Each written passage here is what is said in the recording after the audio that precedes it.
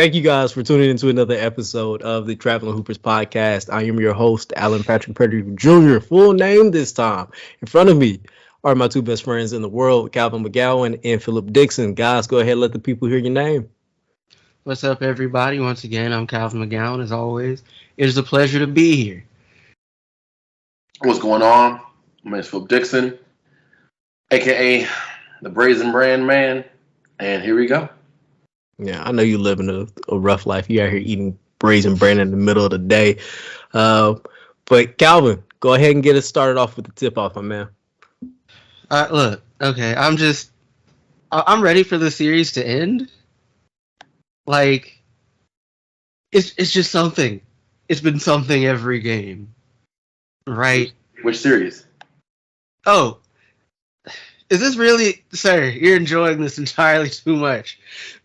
But like the Golden State Grizzlies series, it's been like, how do I put this? Like, it almost seems like dudes are actually trying to hurt each other. And right, of course, game one, Draymond, right, with Brandon Clark. Game two, Dylan Brooks with Gary Payton. And now, game three with Ja and Jordan Poole in a game that was basically a blowout, which makes it wilder, honestly. And, like, of course, right, I didn't necessarily think the Grizzlies would get out of this one, if for no other reason, lack of experience anyway, but, like, dudes might actually get hurt before this one is over. And, dudes have already gotten hurt. What am I talking about? The ship has sailed. But, like, I don't know. This isn't really okay. Right? This is not enjoyable shit. Yeah, all of it feels gross. It feels very like tit for tat. Like, you did this to us, so we gotta do this to you. Like, they keep talking about a code where I'm like, this feels very baseball. Like, that's what you're right. It does feel tit for tat. Real quick, I want to point out the fact that Collins had a loss for words was hilarious. But anyways, it does seem very tit for tat, but that's what's going to happen when you have a young team whose franchise is like known to be like nose to the pavement. Like, they go for it, right? Like, traditionally, I guess, like a modern sense, that's like the Grizzlies' MO. And they're a young team fitting into that whole entire message, the whole entire movement. So if you have a player on the opposite team, such as Draymond Green, who we talked about last week, who did what he did in game one to get the flagrant 2, and then you got Steph Curry, who isn't talking crazy, but Steph Curry, we talked about it before, he talked crazy to you in the most suburban ways, right? So when Draymond Green talking that talk, Steph Curry is nodding his head extra hard behind him, like, yeah, what you gonna do about it? And then he's shooting threes and turn around and shimmying on you, all kind of stuff, right? So if you are a nose to the pavement grind team and you're a young team, you aren't gonna allow that, no matter who it is, the Warriors with Steph Curry and Klay Thompson, you aren't going to be okay with that.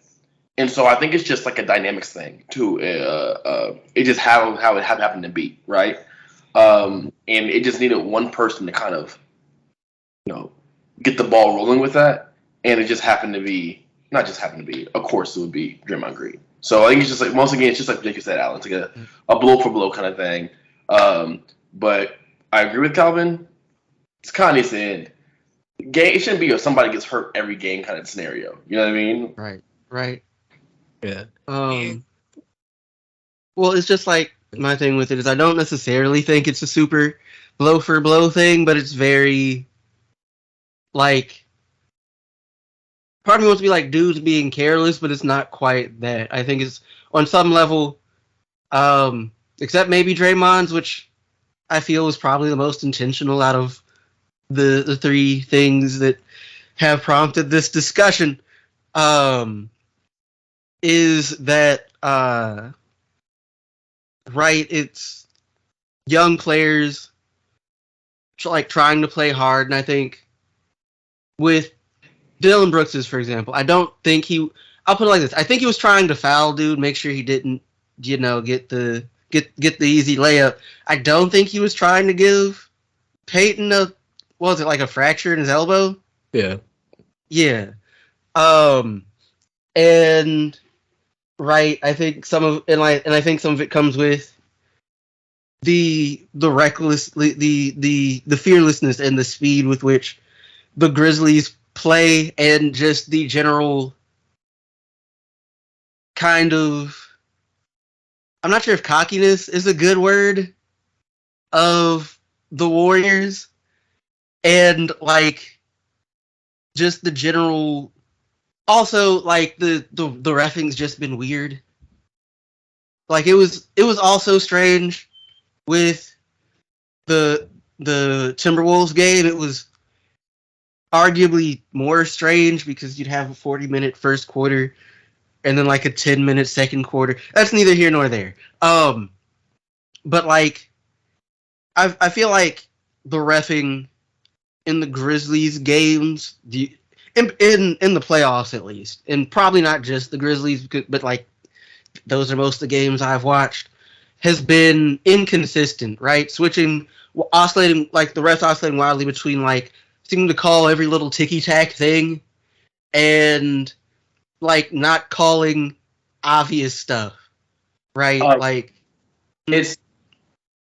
I also think I think a lot of the tit for tat that me and Alan mentioned earlier is circumstantial.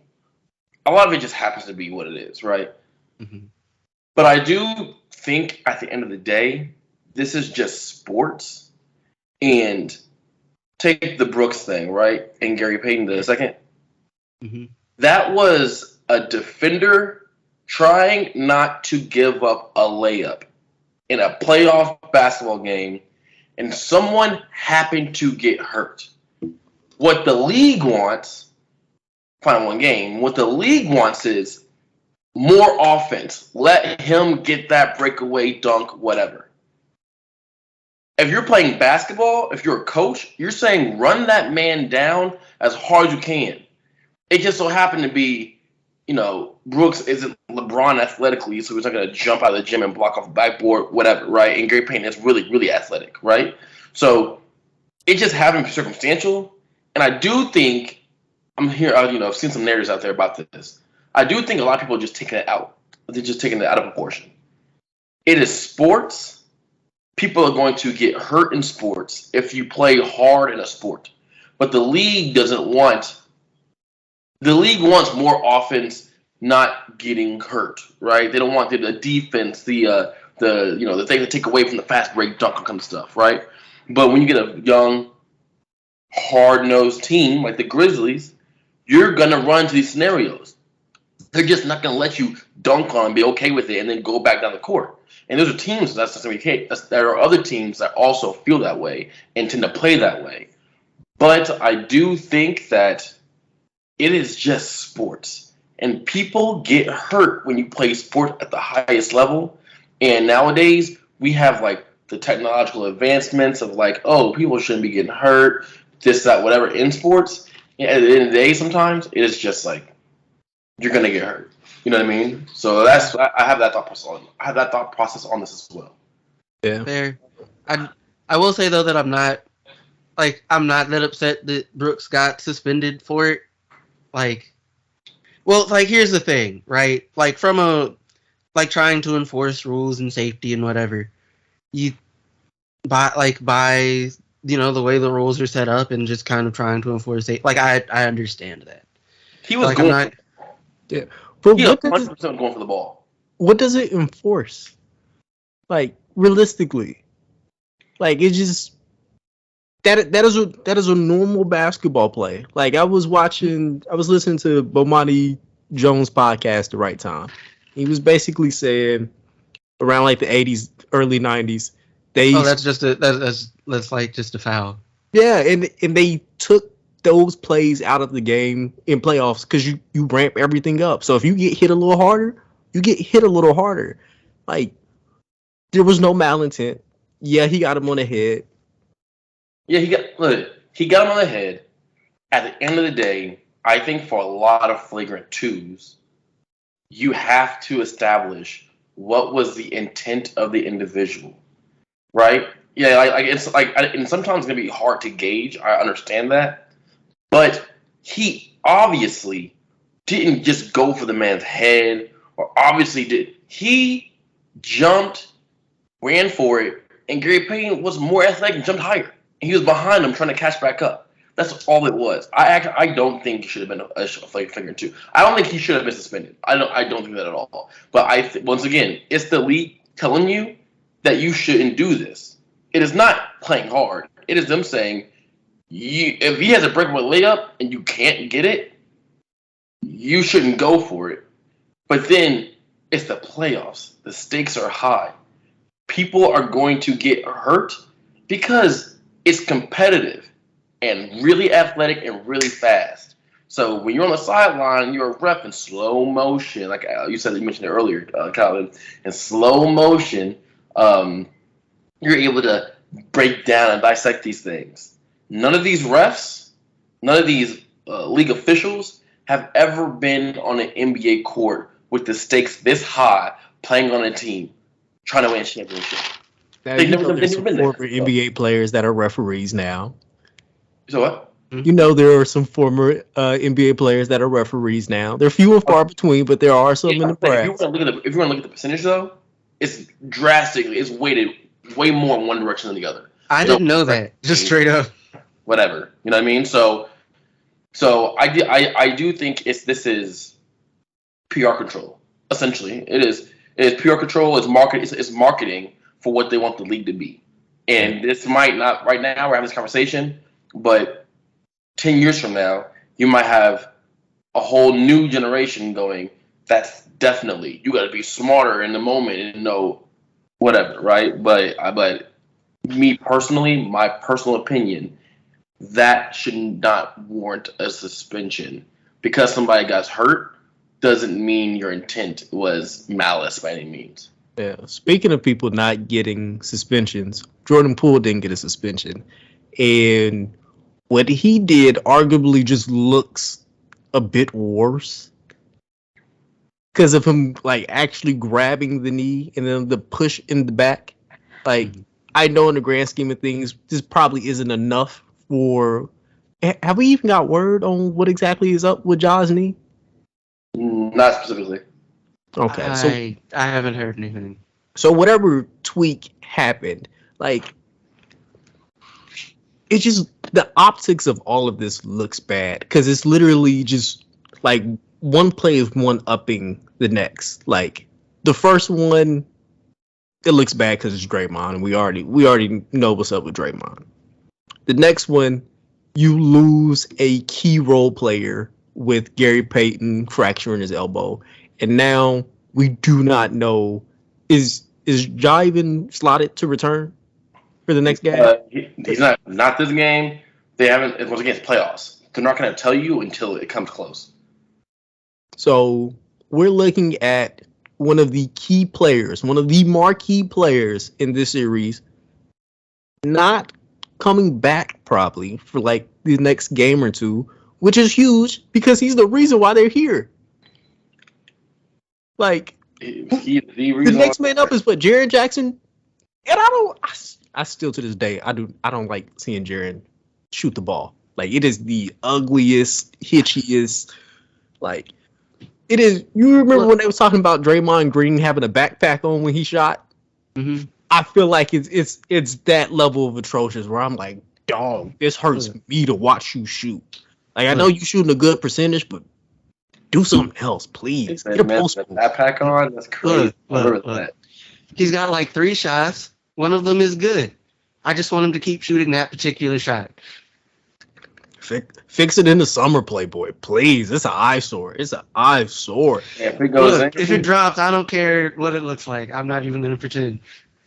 that's how most people feel nowadays. Y'all better than me, boy. The only person I let slide, Sean Marion. Everybody else, fix it. Like, if I was coaching, I'd probably try and address the general ugliness of it. But, like, come game day, did it drop or not? You got a point. Don't be out here embarrassing me. You wearing my jersey, son. Oh, no. Philip, we got to get in your bag real quick because I know you're following the 76ers. How you know that? I already know, bro. It's Harden, it's Embiid. Like, those are like 2 of your guys. So, how you feel about this series so far? It's all knotted up. Jimmy Butler been doing pretty good. Man, pretty good. He's carrying that team to those 2 losses. Sounds like him. There you go. I have to finish that sentence real quick, Calvin. No, I actually like Butler. I am fine with Butler, and I've said it once. I'll say it again. Butler can't be your number 1 option. You win a championship. Butler has to be your number 2. He's a good number 2. He's a great number 2 option. But if he's your go-to player, you won't win a championship. I'm sorry. I mean, Klay Thompson is prime. Great number 2. If Klay Thompson's your number 1 option, you're not winning a championship, right? He's just in that category. It's Klay Thompson, Butler, Paul George, right? They're not number 1 options. They're really, really good number 2 options, though, right? And he's been doing really, really good. But the thing is, the first 2 games, there was a man missing. A very crucial man missing for the 76ers. And we all know who that is. I don't even say his name out loud yet. I'll build up the anticipation. So he was missing. And then they took advantage of it. They beat the Miami Heat. They took advantage of it. Double teaming and running schemes at James Harden and making people seem like making James Harden. Not making James Harden, because James Harden has looked slow. I mean, slow, not in terms of like being out of shape, just not be in terms of like the greatest ISO player that we might have ever seen, right? Like, we're used to James Harden being we're used to James Harden being a 10. Right now, he's like 7-8, right? And I think it has something to do with like age, wear and tear. Once again, not everybody will age like LeBron. Sometimes people age normally. You know what I mean? And so they were doing that. Tobias Harris has averaged more than 20 points a game. He's been doing their thing, but it all equaled up to losses. Miami was just on their throat. Hero came out gunning. He came out doing super, super good. Kyle Lowry was out, but like they didn't need his production because a certain man was out for 76ers. The first 2 games, Miami takes. The third game, Joel Embiid comes in, and I believe he scored 18 points, 11 rebounds. And his field goal percentage was not good, but he was there. He was there in the middle of the court, and as soon as he's there, this is how you know somebody's nice. As soon as you step on the court, then the whole other team's scheme changes. Like the whole game looked completely different just because of his presence there. All of a sudden, these schemes were running at James Harden. These schemes were running at Tobias Harris, at Maxwell. All these schemes running at them are null and void because Joel Embiid requires a double team at all times. So all of a sudden, game 1, who's getting really easy, good shots? Everybody. Okay, or game 3, everybody. Game 1 with him actually being able to play. Game 2, the most previous game that has been played with Joel Embiid actually playing. James Harden is like, I saw them open this 3rd game, so now this 4th game, I know I'm open, and I'm going to take advantage of it. And what do? Drop 16 in the 4th quarter alone. He started to look like a glimpse of what he once was, right? But that's because Joel Embiid is there. Now, I don't know if we're going to talk about MVP, but Joel Embiid did not win. He did not win MVP. But you literally saw what this team was without him. Like you had a glimpse to see what is this team without Joel Embiid, and this team without Joel Embiid maybe not be a playoff team. With Joel Embiid, if Chris Middleton's out, they have a chance against Milwaukee if they make it that far. You know what I mean? So that's the importance of him, and it's kind of just been like a wild thing to watch. I'm not gonna lie to you, because they went from 2 games down to tie the game, and all of a sudden now it's like, oh, it's anybody's game. But the confidence they have, the way they're going, you can't stop Joel Embiid, and he's playing defense. I don't think that he will win another game. So because Joel Embiid's gaining more confidence. He changed the game without playing well. So you get 3-4 games under his belt. You think you're gonna beat him, especially this year, especially now, with the thought process of, oh, I didn't win MVP, so I didn't win MVP, but you're gonna see what I can do when the man who won MVP is sitting at home on his couch. That's like a mindset he's probably gonna have. You know what I mean? Just like prove the doubters wrong, the whole entire thing. Remember, these are NBA players; they're wildly competitive. So especially if it comes out with like that aggressive, no, I'm that dude. I should have won MVP mentality. I don't think Miami's gonna win another game. okay, so this is just observing box scores and whatever because I haven't tuned into this series like I probably should have. But just look at Game 4. Harden and Butler basically cancel each other out. Mm-hmm. And then like the Heat shot awfully from 3. Yeah, they did. Like, I like Jimmy Butler. I like him a lot. I clearly like him more than you do. But like, you're gonna struggle to win if he hits more threes than anybody else. If you have James, except for Struss, but if you have James Harden and Jimmy Butler, if they cancel each other out, the Heat win. The team had to step up. Yeah, the Sixers have. I mean, not the Heat. The Sixers win. My bad. The Sixers have somebody automatically who's going to step up. Right. At any given moment, you don't know who the man's going to step up on the other side. You don't know who it is, right? Yeah, it could be Tyler Hero. It could be Kyle Lowry. But that's what it is. It could be people. The Sixers, you know exactly who it's going to be. And it don't matter. He's not going to go out there with 9 points. All those other people, Kyle Lowry, he might go out there not play well, right? Tyler Hero, he might have an off game. Like, these people have off games. Joel Embiid's going to get 18 points, double-digit rebounds. He's going to do what he do and then play hard defensively. So who would you rather go with? The what-ifs or coulds or the guarantee? Man, that was hard. Yeah, but it was a bar. Okay. This is my real question. I cannot watch that series because of how slow the game is.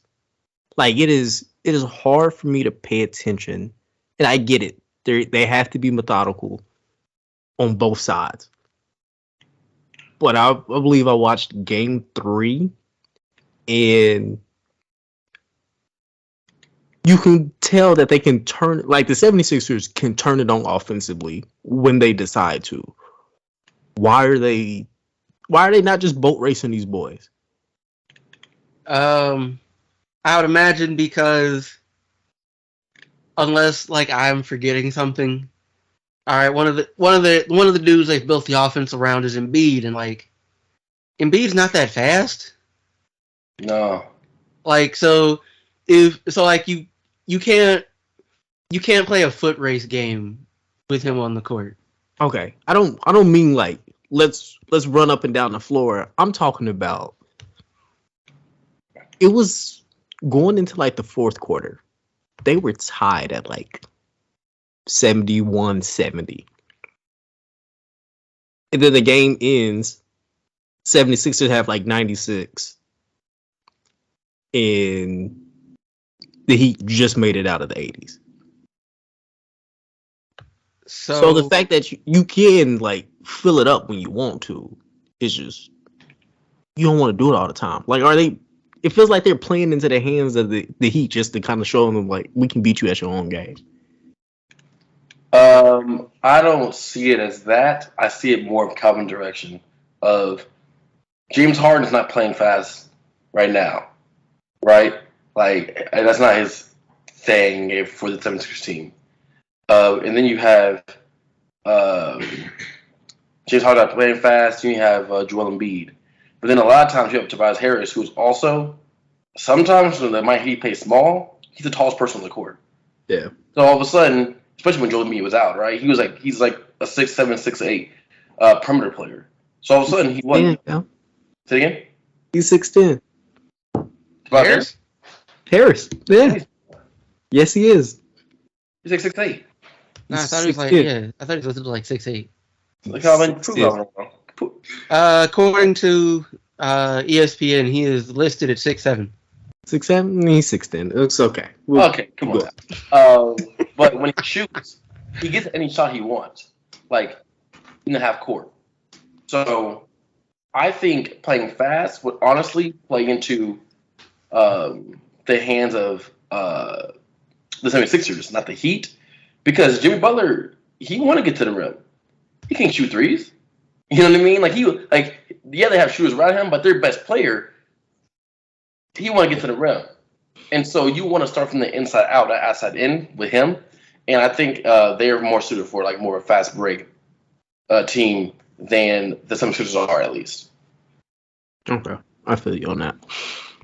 I got another series for y'all. All right. Suns, Mavericks.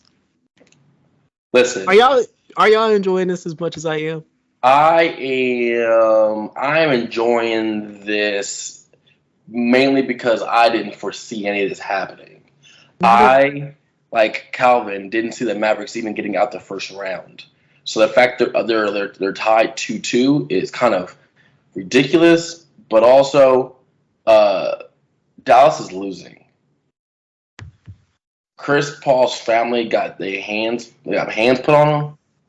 Do you think Chris Paul is gonna no, this ain't a championship, right? This ain't a championship. If it's a championship, I'm like, I don't know about Chris Paul, but in this second round of playoffs, do you think Chris Paul is gonna allow himself or his teammates to lose to a fan base that it was harassing his family? Chris Paul, if he wasn't motivated, he's already motivated for no reason. If he wasn't motivated before, he's going to be stupid motivated. And he's already one of these all-time great leaders. He has those kind of qualities about himself. Listen, they're going to find a way to bring down Luka from this heavenly status he's on right now because of basketball playing. But I really think the Mavericks fans are going to be the reason that they lose. I really think so. Yeah, I can see that. And I think for the leadership standpoint, the young guys on the Suns love Chris Paul. They do. Run through a brick wall for me type love Chris Paul. So all of them. All of them are just they're looking for blood at this point. It's funny because not everybody's going to be Chris Paul in terms of just mentality of how you approach the game, right? I mean, on an everyday basis, on the game-to-game playoff basis. But then you give him reason for extra motivation on the role players, because the role players haven't been playing as well for Phoenix as the role players for Dallas has. But with that being the case, you're giving them reasons because when they play well, Phoenix and Milwaukee have the two best role players in the two best role playing squads in the NBA. So all of a sudden, Dallas fans are giving the reasons to oh no, we can't. We gotta get this mentality right. So I put money on the fact that Phoenix is gonna win this series. I put money on it. Hey, we already know Chris Paul is a dirty player. Who he hitting in the nuts? Like, who is he taking out of this game? I don't think he's taking anybody out. I think he'll get mad if foul trouble over from flopping. Yeah, I mean, shoot, that pretty much happened in his last game, man. I saw. I was sick. I don't think that's a good thing either. Like, for you to have your worst performance on their, like, home court. Yeah, but you got home court advantage. It doesn't really matter. Chris Paul also has weird games like that sometimes. Like, Chris Paul will have weird games like that sometimes, where he'll just like go 14 for 14 from the field. But all of a sudden, he'll be like, no, he looks pedestrian. You know what I mean? But also, he's 37 and looks like a peanut. So, you know what I mean? Like, he's doing great right now for his age and where he is in his career.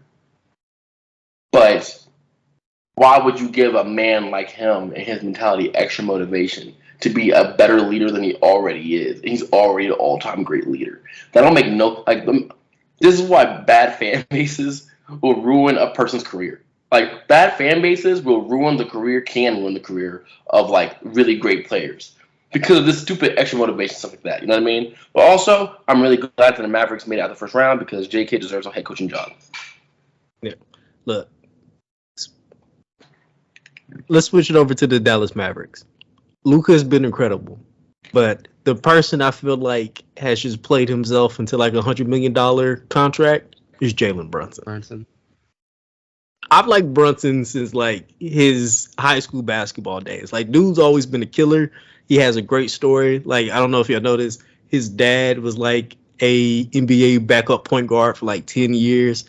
He played with Allen Iverson for a few of them, and Jalen has this amazing story where he was with his dad when he got cut, and his dad started crying, and Jalen like looks up at his dad and is like, "Dad, I'm going to make it, and I'm going to make everybody remember your name," which is the cutest story I could possibly think of for any kid to like look at their parent and be like, "I'm going to make this up to you," and he's doing it, yo. Like, ever since he got to Dallas, because he got to Dallas, I want to say the same year Luka did, and that was the same year I had season tickets. So I kind of got to watch him like grow up over like the 3 years that I was in Dallas. And this feels right. Like, he is playing at the level that I hate to do this because this is a bad comparison. These two players should not be in the same category, considering like what all happened to them. This feels like what happened to Campaign like last season, where he went from laughingstock to, oh my goodness, this dude could probably be a starter on some of these teams. Literally, before last year, Campaign was only known for dancing with Russell Westbrook. That's literally what he was known for. Look, and getting kicked out of the league before his rookie contract was even up as a lottery pick. Like, that is a crazy thing. Jalen Brunson was never in the same situation, but all of the winning he has done over his career, like, I am super glad and happy to see him having this success at this level because he's earned it and he deserves it. And this is Q Drake's God's plan. Like, this is what is supposed to happen, yo. And I'm like super excited to be watching like everything that's happening because he out here little boying people, and I love it. Like, him in like there's gonna be some issue with their coexisting between him and Luka Doncic. Like, Luka Doncic is basically playing not rec league ball, but kind of like pickup. Like, everybody else is on the team, but it's like, no, just give me the ball. I'm gonna make something happen, and most likely that's going to be the score. Like, I really feel bad for Cam Johnson. He ain't had to do that little boy like that. And I'm talking about a man that's like 6'10", 220 plus. But that's what Luka is making people look like. Like, he is picking his spots, and nobody in that series can guard him right now. I'm gonna be honest with you. How I feel about Luka Doncic right now must be how like our parents felt about Larry Bird, because I just don't get it. And when I say get it, I don't understand how he gets his shot off. It's so slow looking. Him going to the rim is so slow looking. Everything he does is in slow motion, and I truly don't understand how he is so effective. And, I can come up with all these theories and kind of stuff, but that's all they would be. Theories. I don't get it. It's a marvel to see, but I promise you, I said this last week, I was like, I could probably compare, like, I don't like Draymond, but I promise you, I probably wouldn't have liked Dennis Rodman. I don't get Luka, so I know I wouldn't have got Larry Bird. I don't understand how you are able to maneuver moving like you a Snapchat filter. Look, I got two answers for you. Being 6'8" helps, and Luka thick. Like that's a big dude, and it is not even like it's not like he like kind of thick or thick. You said what? No, it ain't no kind of thick, but he's a big dude. Like you can, like JJ Redick was talking about this on his podcast. When Luka takes his shirt off, it's not what you think. Like you probably think he like some little doughy preteenish body before like you hit puberty. Where it's like, oh, you got baby fat. Like apparently this man is like kind of jacked. He's just not cut at all. So like that level of strength and footwork while being 6'8", at 6'8", like there's only a select few wing defenders that can stay in front of you, and like they have the height to really affect your shot.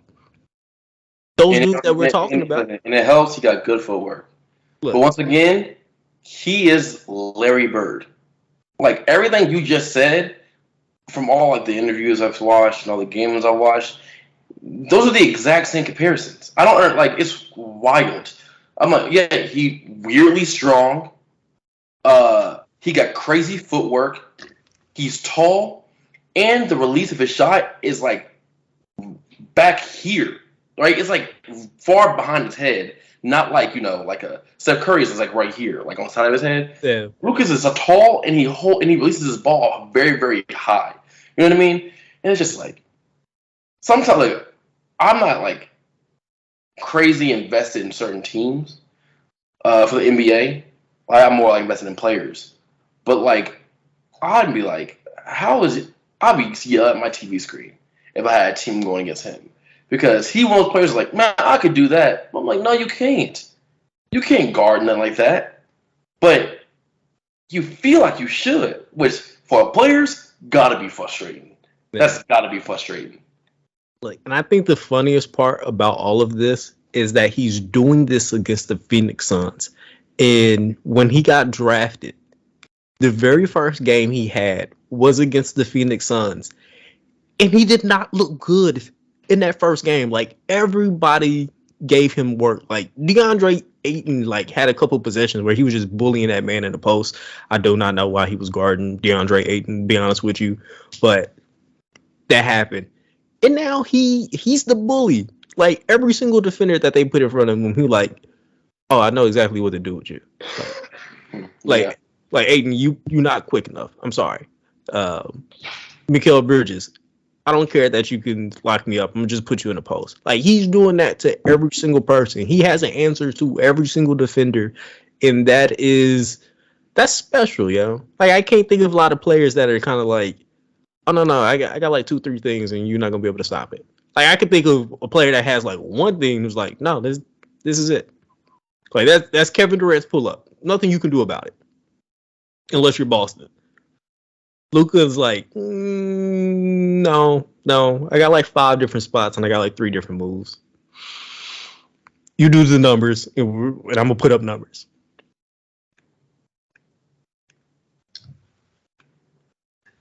Yeah.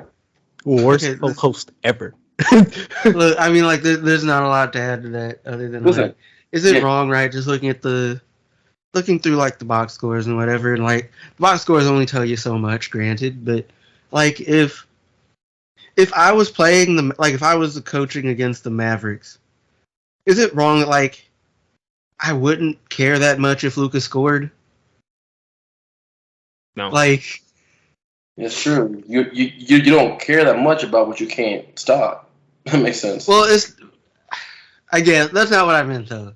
Just like I wouldn't really care about like trying to stop him from scoring. I'd rather try to like keep his teammates from doing anything. Because if Luka puts up 40, that's nice, but that's not enough to win to win a game. But if Jalen Brunson puts up 25 and Luka puts up 40, you in trouble. But Yes. I can't have that being a thing because for the next 20 years, I have to argue and have to find ways to argue against Luka. So, like, I can't be having. Remember, there's always the rings argument. Say again? There's always the rings argument. Yeah, if I was on ESPN. But, like, real basketball players are like, or basketball, knowledgeable people don't use that argument as well. But it's, yeah, Luka's just good. Like, I don't even find him exciting to watch play basketball. He's just good. It's like Tim Duncan. You're being nice. Aye. I'm thinking the old man that plays pickup with you. Like, he's just like, I got two things I'm gonna do. And I'm too strong. And I've been doing this for 30 years. Sorry. And I know Luka's like younger than us, but he's been doing this for 15 years. He's been a pro for 15 years. Yeah, that's kind. Like, it's crazy. That's and everybody got mad at Warfus and LaMelo over there. Okay. Well, the draft is coming up, but like, Y'all know who's in that draft? Like outside of like 5 people. I'm outside of Paulo, outside of the most productive player that I've ever seen in high school basketball, Chet Holmgren, Jabari Smith, Jaden Ivey. Who else can you guys name? Jalen Duren, J.D. Davison, Kennedy Chandler, Ty Davis Washington. is still in the draft? I haven't heard about him pulling his name out. His ass need to go back. Go back to Jesus. If I was him, I might like. That's a separate discussion. I think Minot's still in it. Like, I don't think he's pulled his name out to this point. Oh yeah. McCormick's in it. Nothing. G League Combine. There's a reason. Come on, yo. Jaden Hardy. Bro, you know how long it's been since I've heard that name? Like, I'm a draft nerd, and I have not. I thought Jaden Hardy was gonna be the 2.0 version of because he's been in the G League and hasn't played particularly well. Yeah, man. Like, I had high hopes for the kid. He's still got 10 plus years to figure it out, but like, I had high hopes. What, Kendall Brown? We said Banchero already, didn't we? Yeah. Okay. AJ Griffin. You get the idea. I know some names. You know what's crazy? This time last year, we were talking about how well they were doing at the St. James tournament. That is wild.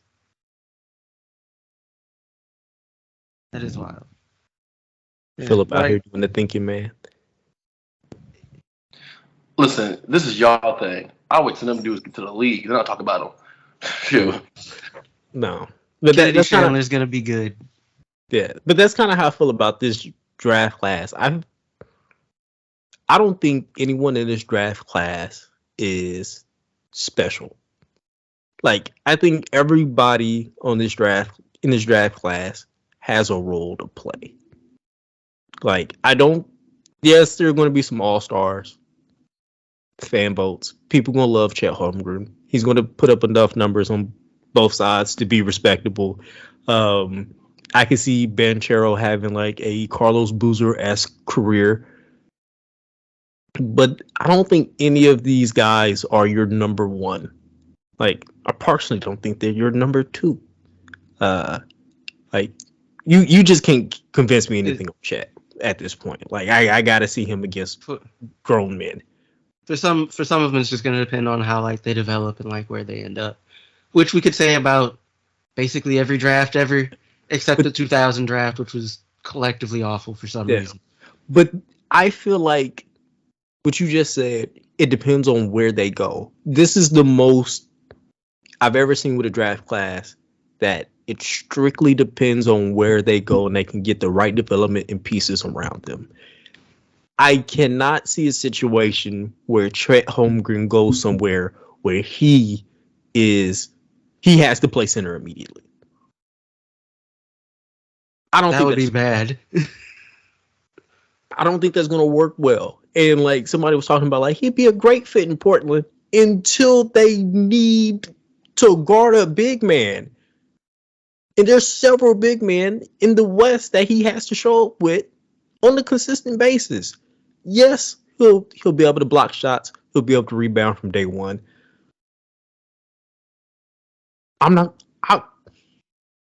There are certain players in the league right now that the minute he steps on the floor, I need them to think lunch meat. I would like to see him try and guard Zion. Dog, I'd like to see him guard Paul George. I like to see Zion play. Oh, speaking of Zion, I would like to see him guard CJ McCollum. Like, there's a list of guys that I would like to see him guard, and there are plenty of people like this in this draft. Like, do y'all remember, like, a few years ago, this was supposed to be the draft? That, like, 21, 22, 23 were supposed to be the drafts. Whereas, like, if you got a lottery pick in those two draft classes, you were getting a game changer for your franchise. When's Mikey coming out? Not the case. You said what? Mikey coming out? In like 2024? Because I thought that man was 29 now. I've been hearing about this man longer than I've heard about anybody.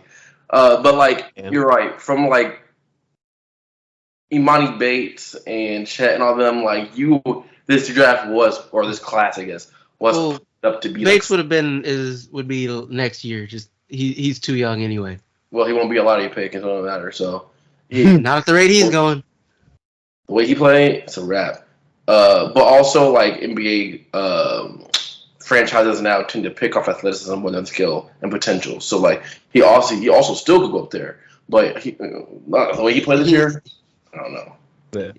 Hey, he averaged 15 points a game next year and has less than two turnovers a game and shows any inclination of being able to pass the ball. Still a lottery pick. People drink. He doesn't have the athleticism though, unless he's been living in the weight room. You need one. It's 14 spots and you need one.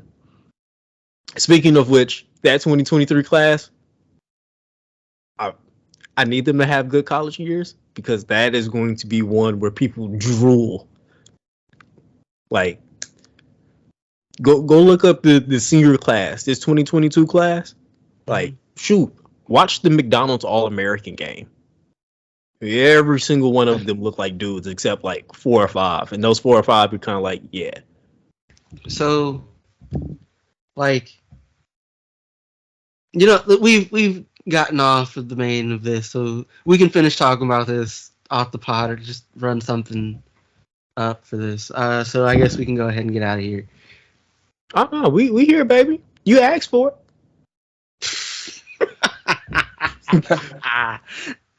I was trying to be polite.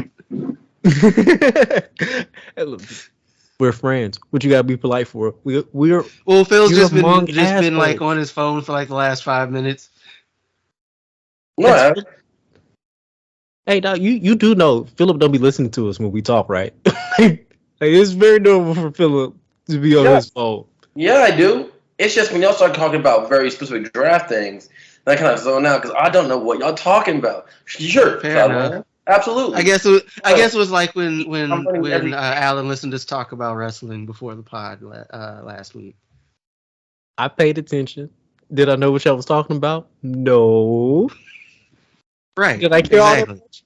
No, but you guys were happy, so I paid attention. I sat there. But I feel like every draft class gets either talked about like they're the best draft class in years or like the worst draft class in years. And so like I don't even feel compelled to be like, yeah, this draft class is nothing but heat. Or like, this draft class is kind of disappointing and whatever. It doesn't feel constructive and people are basically always wrong. Look, that's part of the reason why I'm still kind of I gotta see Chet Holmgren work because there's way too much hype, and I'm like, there's like flashes of where it's kind of like, are we why are we pushing this hard for this? But again, that's something we could talk about a little bit over off the podcast because I got issues, but. Anyway, guys, thank you so much for tuning into another episode of the Traveling Hoopers podcast. I have been your host, Alan Pettigrew, and in front of me are my two best friends in the world. Before I let them sign out, guys, thank you so much for listening this far. Go ahead and like, subscribe. Of course, there's going to be some really fun videos at the end of this that YouTube is going to suggest, and I think you will really like them. Like, we got good content over here, bro. This is what we do. We have good banter. We know basketball, and if you like high school basketball, you just want to be abreast on the next superstars that are coming into the league, we got that, baby. That's what we do over here. Calvin, Philip, go ahead, sign us out. Well, Alan did what I usually do on this. So took your job, baby. Everybody, thanks for, sticking with us to the end here. Enjoy the rest of your week. And actually, that's all I got. He did take your Sean. That's crazy. That's crazy. I realized my like, doesn't count you do that. But yes, my name is Philip Dixon, aka the Raisin Brand Man, and thanks for listening. We appreciate it. And now, last week was Teacher Appreciation Week, so continue to appreciate teachers. Thank you.